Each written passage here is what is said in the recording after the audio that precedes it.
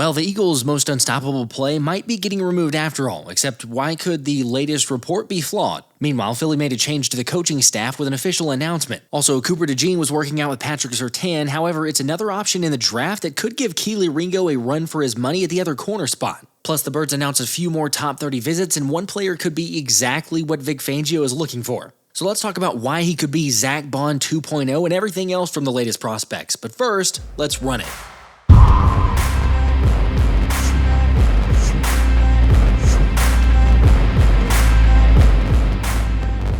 What's up, guys? So remember on the last video how I said there was a report about not a whole lot of momentum or not nearly enough to ban the Tush Push?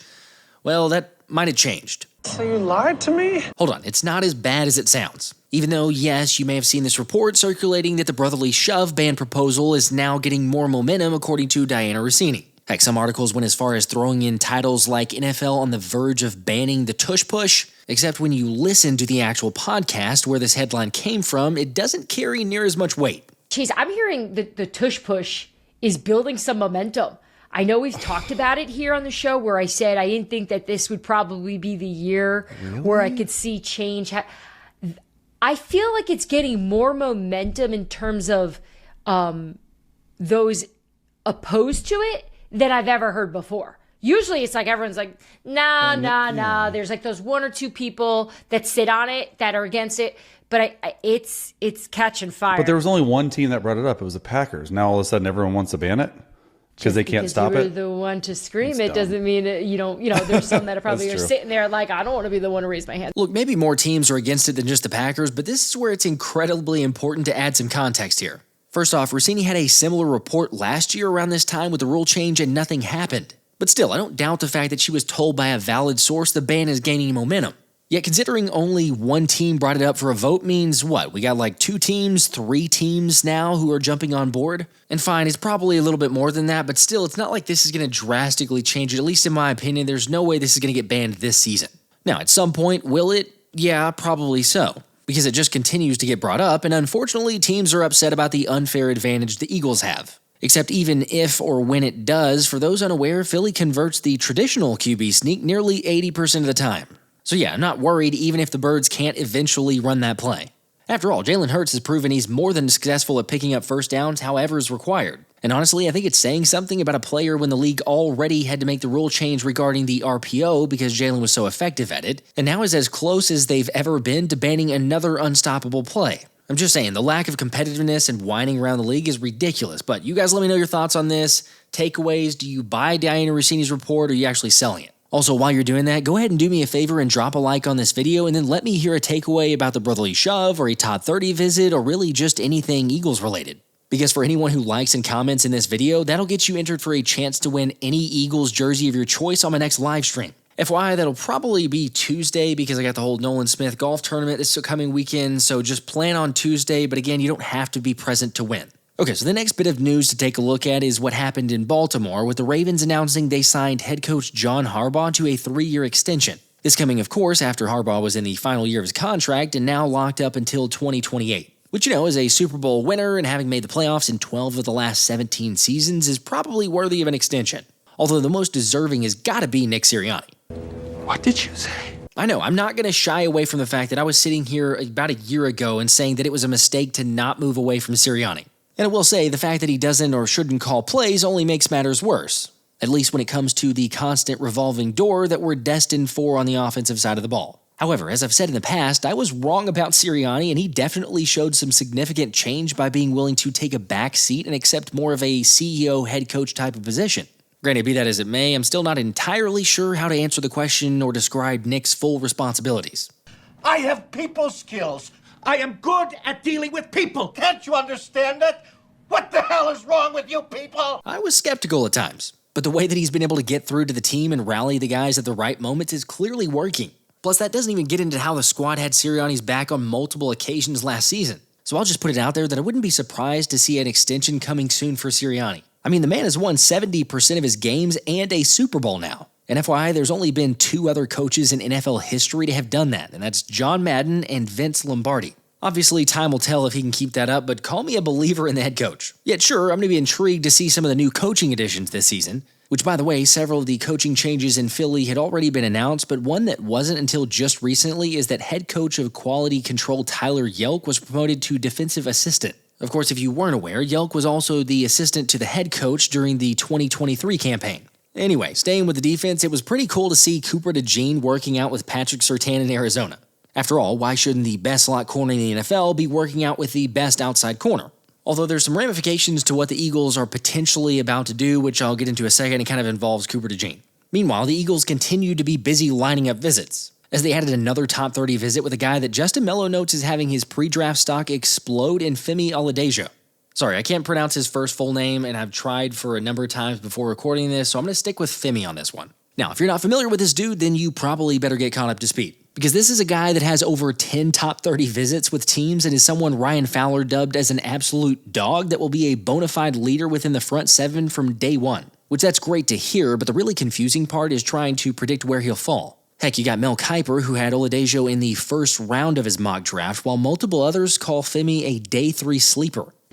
That doesn't make sense. It doesn't, but that's the beauty of draft season because opinions and projections are all over the place. Regardless, though, there's no denying the raw talent and ability that Oladejo has, with him showing length and promise at 6'3", 260 pounds. It's just the thing is, this dude was a former off-ball linebacker who transitioned to edge rusher this past season, and he actually held up fairly well when it comes to run support. Granted, the negative is that the pass rush needs considerable work. Yet shout out to Devin Jackson for pointing out there's some similarities to a guy like Jalyx Hunt. And okay, yeah, we would all take that in a heartbeat. But that versatility has to catch Fangio's eye. So naturally, given the latest visits and potential targets, I had Eagles writer Anthony DiBona on to provide his thoughts on all the latest prospects and news. Draft season is upon us. It's already been upon us, but it feels like the extra umph of that just with all the top 30 visits and kind of a lull, not a whole lot of other news going on. It's like, okay, what teams are bringing in other guys for visits? You got the pro days going on. But curious to talk to you because it's been a little bit. Top 30 visits, give everybody a little indication of the last couple ones. We're not going to go through the 12 or so that they've had so far, but the last several visits for the Eagles that have been announced. So most recently, the latest one is Oluwafemi Oladejo from the edge from UCLA. Then Donovan Jackson, offensive lineman from Ohio State. Another offensive lineman, Charles Grant from William & Mary. Tyler Barron, Miami from on the edge. Jaydon Blue, running back from Texas, and then Donovan Ezeiruaku, who I feel like has been well covered by both you and a lot of other Eagles reporters and writers out there, the edge from Boston College. So Eagles bringing a little bit of a mix, whereas before it was very heavy along the offensive line with their first couple of visits. Now they're starting to mix it up on both sides of the ball. Also, for those people wondering, you're trying to keep track of this, I know, and it's crazy, it's madness. You're like, hey, there's some interest here. Did they actually bring players in for a visit? I will say, make sure to follow Anthony at DiBona NFL. Also got a link in the description if you want to check it out. He's got the top 30 visit tracker, and really not a better one because you can see were they at the combine? Did they have interest there? Was it well back beforehand? They meet with him at the Senior Bowl, all sorts, as well as the top 30 visits, which are very important. And on those lists of names, because you're tracking them very closely, curious to get, who are a couple favorites from guys that the Eagles have brought in or are scheduled to bring in so far. So this might be a little bit cheating because it's the most recent name, of course, but Oluwafemi Oladejo, like I said, the edge from UCLA. Before last season, he actually only played off-ball linebacker, so he kind of played like the inverse role of Zack Baun, where Zack Baun was always on the edge, came to Philadelphia, and then went on to play linebacker and had great success. Oladejo did the opposite, where he played off-ball linebacker, had relatively decent success, and then they were like, hey, let's try you on the edge, and he had a ton of success. I mean, he has the length and the size for it. He has the athleticism, long arms that you look for, and he showed a lot of promise in his only season doing so. So I feel like the Eagles would kind of look at him and maybe think of that same Zack Baun role where maybe he can do the same thing on maybe the opposite side or even be the backup to Baun. Because if you look at Baun's contract, like in its totality, it really is kind of like a 2-year extension where they could get out of it after 2 years and think about a replacement down the line. So maybe they view Oladejo in a role like that, or until Baun's ready to move on or potentially gets injured, which we obviously wouldn't want to see, he could just be a true edge rusher on the outside and have that versatility too. So he's a really intriguing player for me. You are living dangerously, sir, by the way, just to even try to pronounce that name twice. So kudos to you. I will just say that first off. I tried before we recorded this, and I was like, there's no way that I can say his name. I've attempted to. I know a lot of people have that same issue around draft seasons. Like, how do we pronounce these names? But 2 for 2 there. That's a pretty good job. I mean, I did notice that even the people that were reporting it, they just went with Femi for the first name. They didn't even try with the whole Olawufemi. So I mean, people are trying to find different ways to shorten names, but I'm trying to do this for the people. I can appreciate. I'm gonna probably have to just stick with Femi, but I do like the option there because I mean, heck, anytime you want to say, hey, there's a potential. We're not saying it is, but a potential for a Zack Baun, anything to like on that side with a Vic Fangio. He knows the linebackers. He knows the edge rushers. Heck, he knows the defensive players, but certainly with that position. So the versatility, like you talked about, I was reading up and getting more insights as well. But I mean, just the fact that like there had been interest and hype for this guy, but then it's continued to kind of vault itself. And we see players like this all the time. You think to just, last year's draft, all sorts of them of either players that they skyrocket up the draft boards or they fall down the draft board, just depending on, pro days and various stock on that side. But yeah, Femi certainly sounds like one of those. Could be, it certainly has helped his stock, but could be one of those earlier type of selections. How, I guess, if the Eagles were going to be looking at him, though, what type of draft pick would they have to go after, do you think? It seems like right now, depending on like which mock draft simulator you look or which rankings you look at, he's more of like a late day 2, early day 3 kind of guy. So I mean, they have picks in that range. I don't know if he would necessarily fall to them in the 3rd round or be there for them in the 4th round. So they might have to take him in the 3rd round if he is there. But we all know how Howie Roseman is in the draft. So where those picks are projected now, I'm sure a lot of them are going to be slight moves up, slight moves down, maybe moves into the future. So it's kind of hard to predict at that point, but that's kind of his range where it stands right now. Okay. I like that. A couple other guys, I believe. You have some other favorites from some recent visits.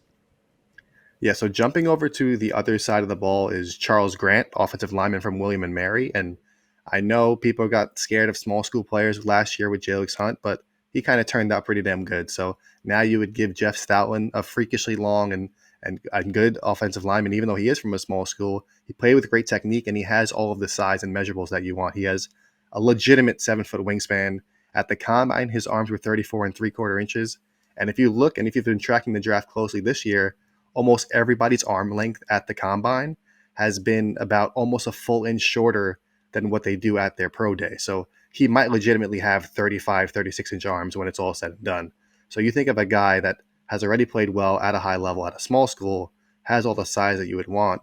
Now you give him a chance to come to Philadelphia, learn from Jeff Stoutland, learn behind Jordan Mailata and Lane Johnson, even potentially move inside to guard. There are some people that believe if he put on a little bit more weight, he can move inside to guard. So I think Charles Grant is just the guy that's oozing with potential and could really reach that potential in Philadelphia.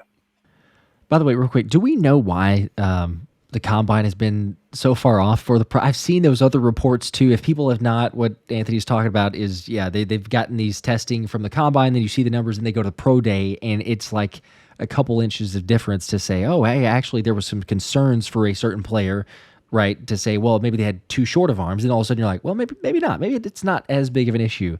We haven't seen why that is. Just kind of an anomaly.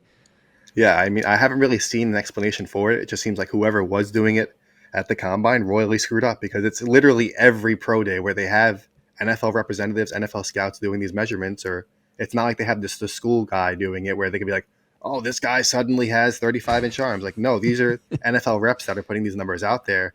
And they're all consistently like 3/4 to a full inch longer than they were at the combine for nearly every player. Like, look at a guy like Will Campbell, where everybody was like, he had short arms, and now he met that threshold, the 33-inch threshold or whatever it is for offensive tackles. And I mean, I loved his quote where he was talking about how now nobody questions his arm length for all the time he was playing, and then now all of a sudden that it was being questioned. So he has a great attitude about it, but that's something that could really drastically hurt a lot of these guys and a lot of these teams that look at that stuff as it'll literally knock a player off their board if their arms are too short. So the fact that this happened this year is kind of crazy, but it seemed like the pro day measurements is what's taking holding weight this year. Okay, that's also, and maybe even more of an importance. I'm not necessarily, because they won't really go through drills during top 30 visits, but you get the medical staff to take a look at him and everything. So I don't know, maybe you double, triple check, have your own measurements during your top 30 to say, was the combine legit? Is this, how far off are we? Because as you say, that's a very important distinction for really all positions, but certainly for others, you like offensive line, say, okay, are we talking about a guy who does have, maybe not as much flexibility or potential to play tackle because their arms are shorter than what we anticipated, or, versus the other one. So it'd be interesting. For Charles Grant, though, I will say also, like the fact that he's got some insight with Lane Johnson, or maybe Lane Johnson does with him, because he was at the offensive line masterminds a year ago. So he was one of those in attendance. Curious if, Lane has extra insight or it's just one, participant that showed up. But either way, he's been taking notice, and you got a guy like Jeff Stoutland. So why don't you love any type of players? We talked about Jalen Travis on past episode, and, just other kind of physical freaks, a little bit of guys who are outliers, so to speak. But when you have that type of potential, you have that raw athleticism. I mean, it's a perfect match. I think everybody understands that. But with Jeff Stoutland, why not? Why not take a chance for a Charles Grant, which I believe 3rd round-ish? We thinking probably that range for Charles Grant? Yeah, it seems like that's right around where it is. I thought he was going to have a chance to kind of skyrocket into day 2, but it seemed like the athletic testing wasn't necessarily like what people were expecting, or maybe they had the impression that people thought it was going to have. But regardless, just the tools that he has, even though he went to a small school, it seemed like he's still going to be like a day 2 pick. I would be surprised if he fell to day 3, especially with obviously the Eagles hosting him on a top 30 visit. And if you look at the Eagles kind of throughout the entire pre-draft process, him and Jaydon Blue are the only 2 players on my tracker that have had both a reported formal meeting and a top 30 visit with the Eagles. So I feel like those 2 are kind of 2 of the most exclusive kind of interactions you can have with players, because teams can only have 45 formal interviews at the combine, and then they can obviously only have 30 of the visits to their actual facility. So the fact that they used 2 of those on those 2 players is pretty notable. And obviously Charles Grant, former wrestler, on top of all of the stuff that he brings to the field, his length, what he does on the field, it's just seems like a perfect fit for a developmental guy if they're looking for somebody to replace Lane Johnson in the long term. Okay. As far as the other one, I believe you had a 3rd, right? Favorite here. Who would that be? So another guy that you had in the thumbnail, people have talked about him, Donovan Ezeiruaku. It makes a ton of sense, even at 32, where he might not even make it to 32 at this point with how well he's done throughout the whole pre-draft process, but super productive pass rusher at Boston College, 16.5 sacks, 3 forced fumbles in his final season. He's from New Jersey. We talked about it after the combine. He was one of the few, or maybe the only edge rusher that had that sub 7-second 3-cone, 6.94 seconds, which is huge as far as the success of the elite pass rushers in the NFL. That's a very big benchmark that a lot of teams look for, and he was one of the only ones to clear that. Plus, he also has 34-inch arms, plays with aggression like a Nolan Smith, like a Jalyx Hunt that you want to see. So I think he's a perfect fit for the Eagles from obviously a need standpoint, where he could be more of a long-term edge for them, because a lot of these guys are only on one-year deals as far as Josh Uche and Azeez Ojulari. But just what he brings on the field, off the field, just seems like a perfect fit for the Eagles in the 1st round. Depending on who falls where, and if he can be to 32, or even potentially, if Howie has to trade up a couple picks, a couple selections, if he likes a guy like Donovan Ezeiruaku. But I've felt similarly. The more that you watch his tape, or you go back and watch his tape, the idea of okay, you add him with, like you're saying, a Jalyx Hunt, a Nolan Smith, you get that rotational pass rush. I loved the clip, which is the reason I played it in one of the recent videos, of him talking about the ghost move and his ability there of the hips. Brett Coleman did a breakdown of specifically just his drills within the combine and seeing how he moves versus other edge defenders, and it's just fascinating, because those are the extra insights that, to the casual observer, and I'll just admit, I wouldn't normally just see that, but someone else goes, okay, hang on, just let me do a side-by-side here, and you go, okay, now we're talking. Actually, that does speak to me. So that, combined with, like you're saying, the 6.94 times that he put up, and the different metrics that were tested at the combine, I think it speaks for itself, and you add it with a Vic Fangio defense, you got a lot to like, I guess, with a edge rusher late 1st round, potentially 32 there. Yeah, and it's just he kind of has what a guy like Oladejo doesn't have, where since he's new to the edge, he doesn't really have that, what they call a pass rush plan, where you do a move on one down just to kind of set up a move either later in the game or the very next play, where a guy like Ezeiruaku, he has that, and it's like he's like, I'm going to do this, then I'm going to do that, then I'm going to get the sack. Like he's always working for that next move and that next plan, and he seems to have it down to perfection. And it's really going to be exciting to see what he can potentially do if he lands in Philadelphia. Let me ask you if he were to, because we know what Quinyon Mitchell did, we know what Cooper DeJean did, which doesn't happen most of the time, right? Jalyx Hunt also, but the level of which Cooper DeJean and Quinyon Mitchell were playing it.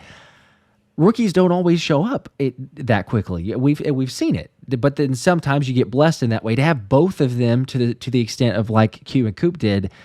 But Ezeiruaku, you look at his game, you watch it, you're kind of mentioning it there. He's got multiple moves. He's already thinking that way. Incredibly high IQ. He's setting up offensive linemen with one pass rush for later on in the game to win. It feels like if he were to go far enough back where Philly is able to take him, he's one of those guys you probably don't look at as more of that, because sometimes later first round talent, sure, they could play sometimes, other times you have to wait a bit, but it feels like he could be that more immediate impact. And I mean, I don't know, you just add that to the pass rush for Philly, talking about a drastic difference maker. Yeah, I mean, he has the chance to be, like I said, the numbers he put up in his final season, 16.5 sacks, kind of said it all. He could be a legitimate game breaker. And I mean, if you're putting him either in the rotation or if he's the guy next to Nolan Smith and Jalyx Hunt is now the third guy, and you still have Azeez Ojulari, Bryce Huff, Josh Uche, however they want to work behind them, I mean, that's a phenomenal group to work with. And the way that Vic Fangio is able to kind of rotate guys in and use their advantage. I mean, the only thing that Ezeiruaku you would like to see more is a little bit more experience in coverage. But even then, I mean, what he does as a pass rusher more than makes up for that inexperience there. And I feel like they'd be able to work with him in that regard. So he would just be a perfect fit, as like I said, as far as both meeting a potential need while also being great value at that point in the draft. So I feel a lot like how I felt with like the Derek Barnett pick a couple years ago. Obviously it didn't work out, but in just regards, like it makes so much sense from both a value standpoint and like where they were going to land in the draft and the connections leading up to the draft, that if he's there, I feel like how couldn't it happen? It just feels like a perfect match. ACC Defensive Player of the Year. Yeah, I would probably be all right with that. I know a lot of people would as well. I got to ask you though, Maxwell Hairston. So Kentucky cornerback, a lot of people familiar with him. Did a video recently on him as well, but ran a 4.28, 4.29, I believe. Super blazing fast. Has ability. 6 interceptions, 3 of those returned for touchdowns. So you see the ball hawking prowess, and I think Ryan Fowler did one of the kind of breakdowns or analysis on him, and basically saying like he could be a legit CB2. And if you're looking at this team, obviously we say, okay, there's Quinyon Mitchell, there's Cooper DeJean, and maybe there's Kelee Ringo, but we don't know yet because we kind of see, well, maybe was he going to get a start? Was he going to be able to have a chance to win the job? Q ran away with it, of course, but there's some iffy skepticism there. And then the Eagles now bringing in Maxwell Hairston for a top 30 visit. That kind of suggests to me, like, look, if you're going to get him, it's probably with that 32 selection. I mean, or maybe you trade back barely, but it's probably using that pick to somehow maneuver and do that. So curious to get your thoughts on Maxwell Hairston there. Does this mean Kelee Ringo is less certain, or does it tell us a little bit about what they may or may not think about Kelee Ringo for sure? Well, I've kind of been one of the people that, I know it's not a popular opinion because everybody just want to see the next young guy kind of step in, but I've said for a while now that I'm not so certain that Kelee Ringo is just going to step in and be that second cornerback on the outside, because last season it's not like a situation where Sidney Brown, when he was hurt and didn't have a role, or Cooper DeJean was hurt and then didn't have a role for 4 weeks and then had a role. Like Kelee Ringo was kind of healthy that whole time, and whenever Darius Slay got hurt, it was always Isaiah Rodgers coming in. It wasn't necessarily Kelee Ringo coming in, and he had opportunities to step up and he did okay. It wasn't like he was shut down. He obviously played well in the preseason, so that had people like having their hopes high moving forward. But he has a ton of ability. He's obviously very young.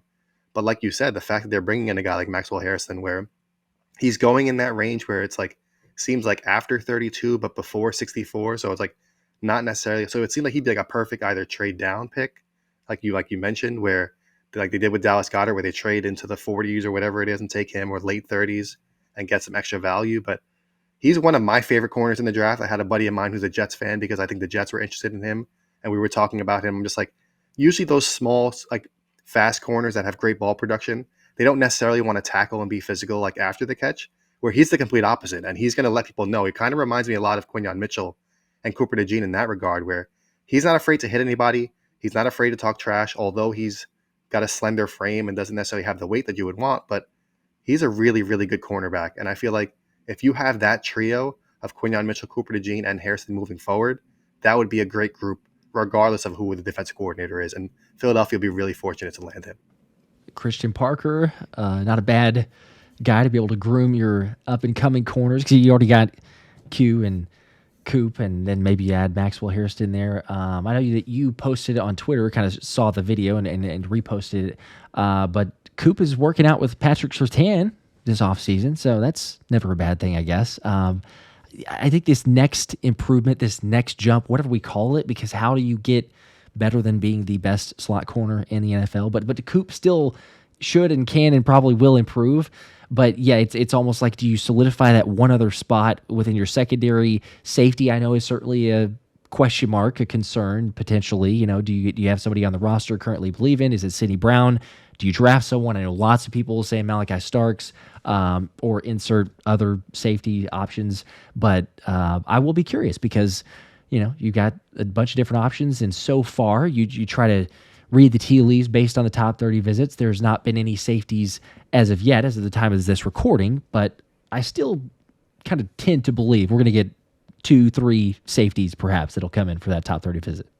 Yeah, that's what I'm excited to see, because you have, like you said, you have 18 top 30 visits now left to work with after the 12 that have been reported, assuming that all 12 of those actually go through, because last season for some reason was the first one in my several years of tracking this where there was some disputed reports where oh, he had a visit set up, but then it fell through and it didn't happen, or they agreed to this but then never got to it or whatever. So hopefully all these go through. We don't really have any of those disputed reports this season, but between safety and inside linebacker, I'm interested to see if they bring in any of those with their next 18 visits, because it seems like those are two positions where they're going to be in a good range to have one of those fall to them.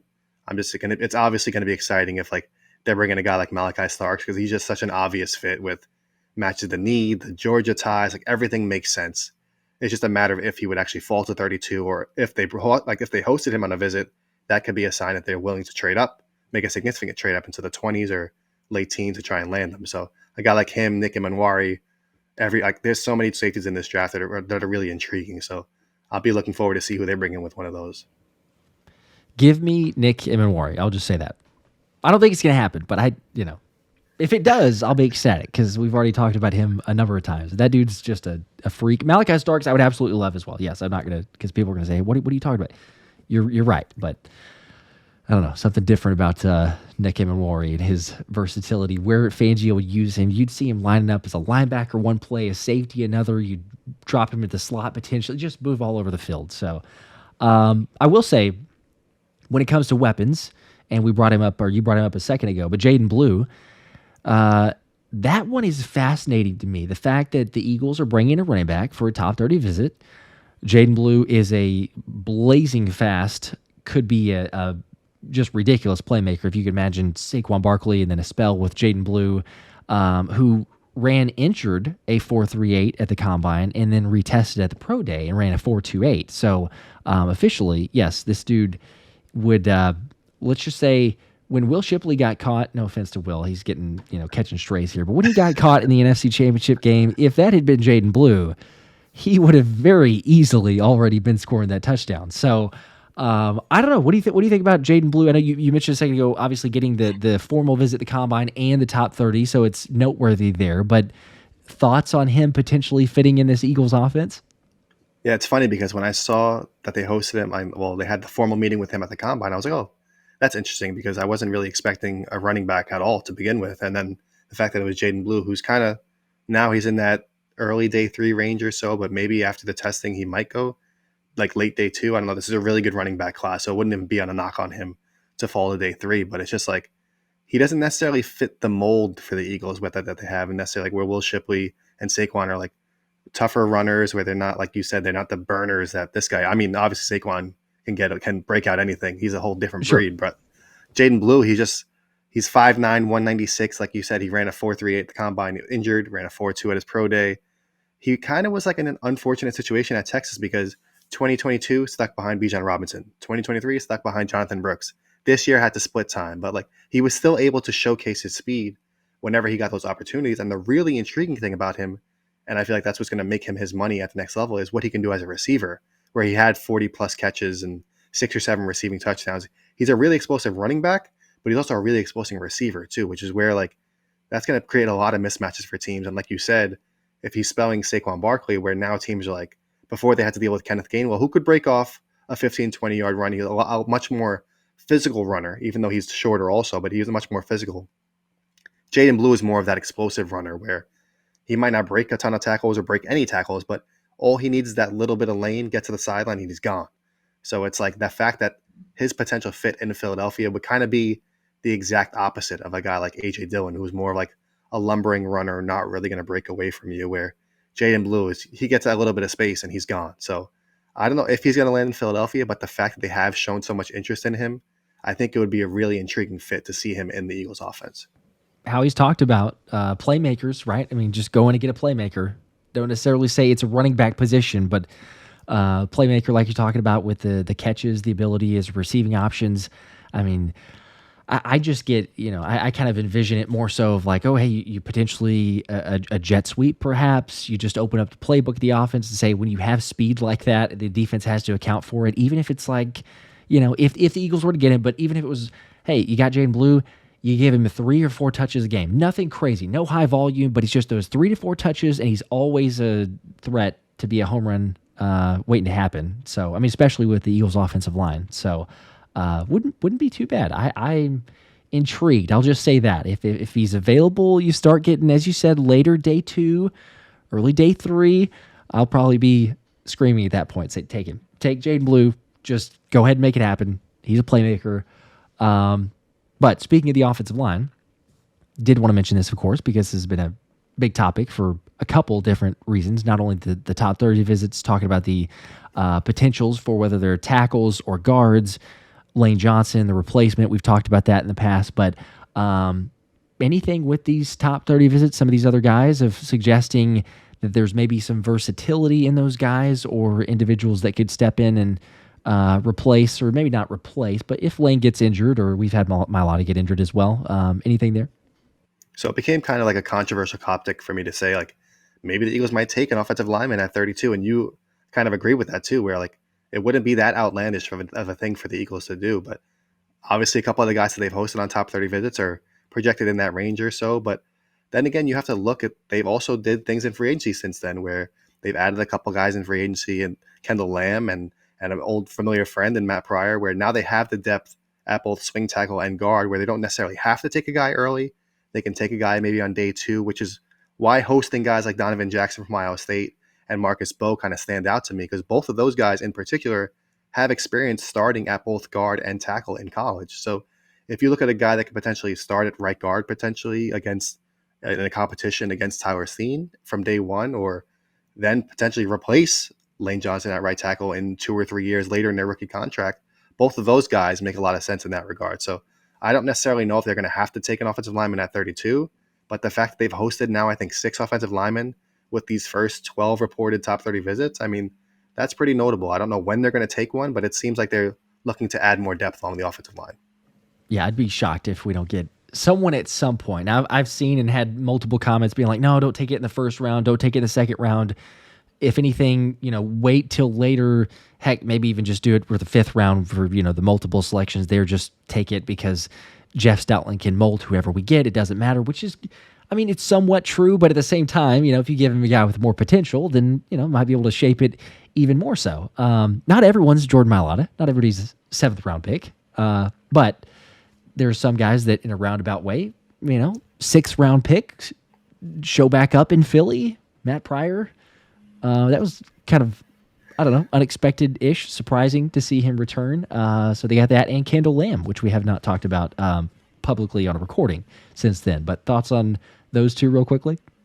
Well, Kendall Lamb's actually one of the guys that I listed on my 25 free agents that had kind of potential ties to the Eagles, because he was in Miami with Parks Frazier, who obviously they brought over this offseason, but he just has a ton of experience playing both left tackle and right tackle. He's played over 1,000 snaps at each position, started games at both positions in the NFL. So the fact that it kind of seemed like Fred Johnson was going to be leaving, I thought he was going to get significantly more money than he did, but maybe he just wanted a shot to compete somewhere else, and he obviously signed for pretty cheap with the Jacksonville Jaguars. But I think Kendall Lamb just brings a ton of experience at the tackle spot.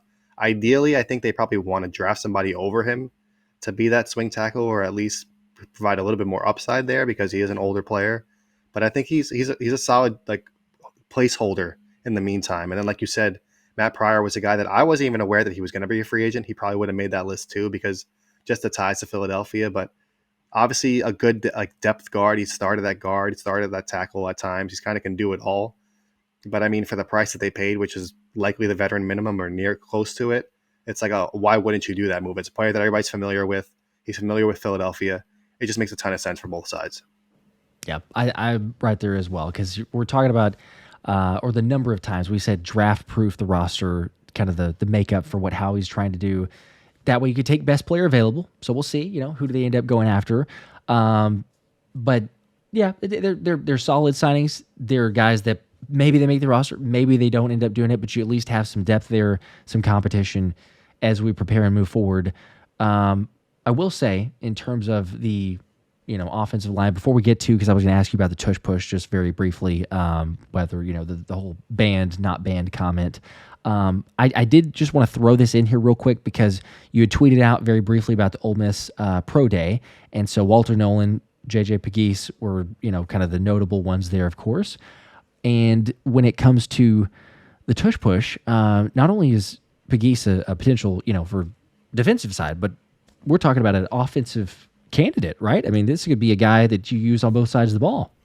Yeah, it's pretty funny because even at their Ole Miss Pro Day, he was announced as an offensive weapon, which is hilarious because obviously he's going to be drafted as a defensive tackle, but he was used as their wildcat quarterback where he had 7 rushing touchdowns. He had a decent chunk of rushing yards. He worked out at the combine. He was requested by teams to work out as a tight end fullback where he was running routes for the passing drill. So it's pretty crazy to see a guy that's 6'2", 320. I think he weighed in a little lighter at Ole Miss's Pro Day, but he can move really well for his size, even though the athletic testing wasn't really what you wanted, but you could see it on the film. He can move, he can break tackles. So the fact that, like you mentioned, the tush push, we'll get into it, but if that goes away, now you can have a guy like him in the backfield, or you can use Harrison Bryant, who I've tweeted about as well, where he had a couple creative carries for the Browns where he was able to get yards, where now the Eagles would be like, screw you, NFL. You want to ban that play? We have other ways to gain yards in these situations. It's just there's going to be options, and obviously but the thing is, he's a really intriguing defensive tackle too. It's not like he's just some a gadget guy where he's going to be your 4th best or 5th best defensive tackle. He has legitimate starting potential. So it's going to be interesting to see where he goes. Seems like right now he's projected in that day 3 range, early day 3, but I wouldn't be surprised if he went late day 2. But on the flip side, you look at a guy like Walter Nolan, where he's a very popular pick for the Eagles in mock drafts if he falls to 32. But he has such a wide range where it's there are some mock drafts where he's going 11th overall or something like the teens, and then there's some where he's falling out of the first round. It's just you see that a lot with these former highly ranked recruits, number 1 overall recruits that didn't have the greatest college careers, but it's just they're just oozing with potential. You just don't know where they're going to go.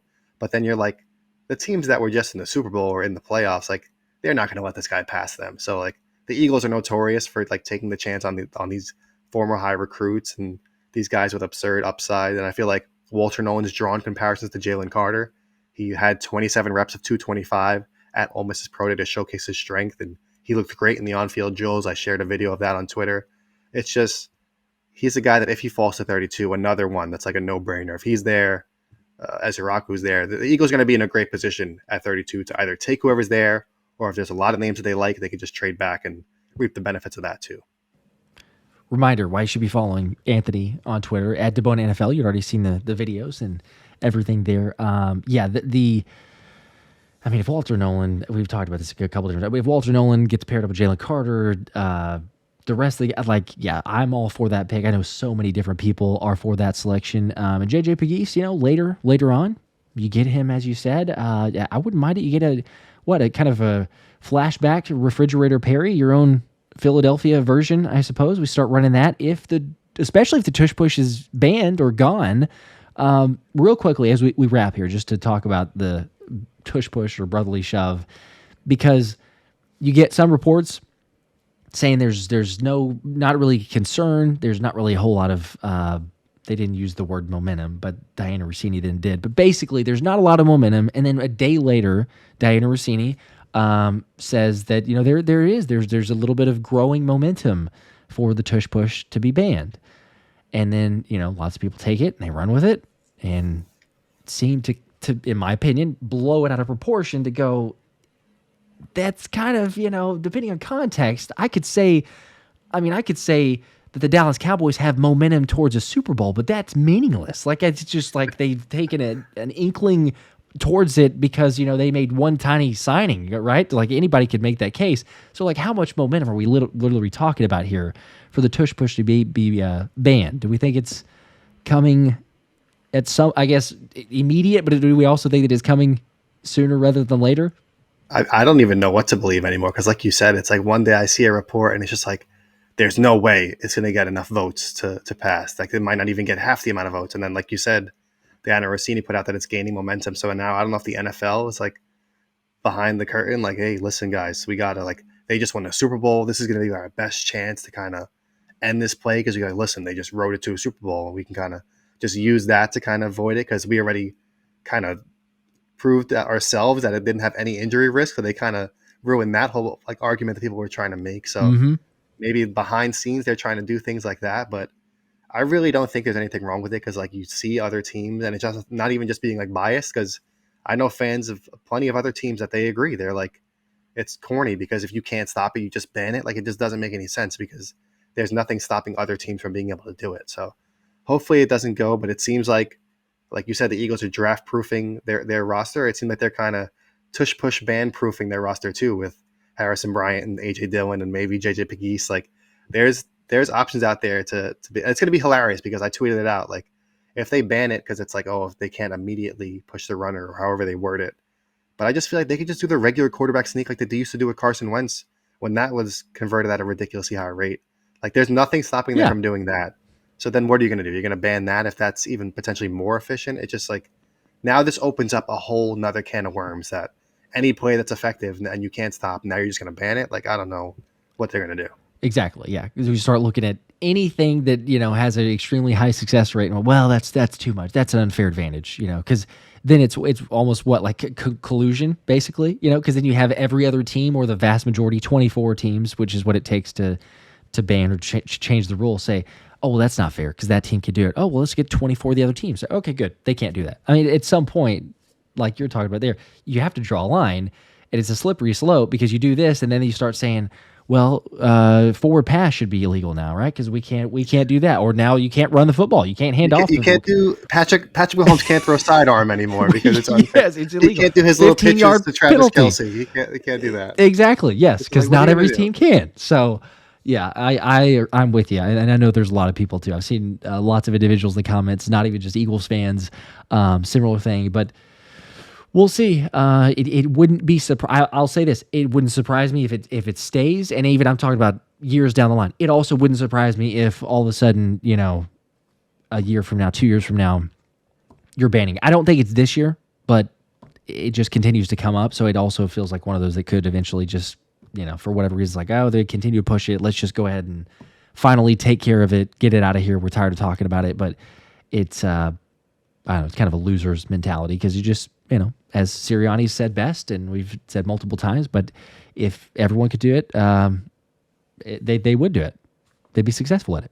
But yeah, they just haven't. It's just, I don't know. It's so crazy to me that they're actually, it seems like they might ban it. At this point, I'm almost expecting them to ban it because it's just become such a topic, like you said, and it's become every offseason now where it's like last offseason, the same thing. Are they going to ban it? Are they not going to ban it? But when they went to the Super Bowl but lost, are they going to ban it? Are they not? Like, it's become a topic. And the fact that usually these things that are brought up every offseason, the NFL just addresses somehow, some way. So it could even be a thing where like the board doesn't approve it or whatever, but then the NFL makes some slight rule change where like to change things where they can't be within a certain alignment of them or whatever. Like they tried to do it before. The very start of last offseason, I believe that thing came out where it was like there needs to be a yard off of them or whatever. They were like going to enforce that heavier. Yeah. Didn't change anything. So it's just like they tried it. Now they might just outright ban it to get rid of it. I don't know. We'll see. It gives people something to talk about too, which is why the other people are like, yeah, it's meaningless. You get these conflicting reports because people have an opinion, but nonetheless, we're here talking about it too, so it's just continuing on. But appreciate everybody watching this. Let us know your thoughts. Again, as always, agree to disagree if you want to, respectfully, of course, down in the comments section. But let us know thoughts on this, takeaways from the other top 30 visits, everything else around the Eagles news. Anthony, appreciate you jumping on. A blast, as always, sir. And for everybody else, make sure to hit the like button, subscribe, more giveaways in the future, and don't miss out. As always, go Birds.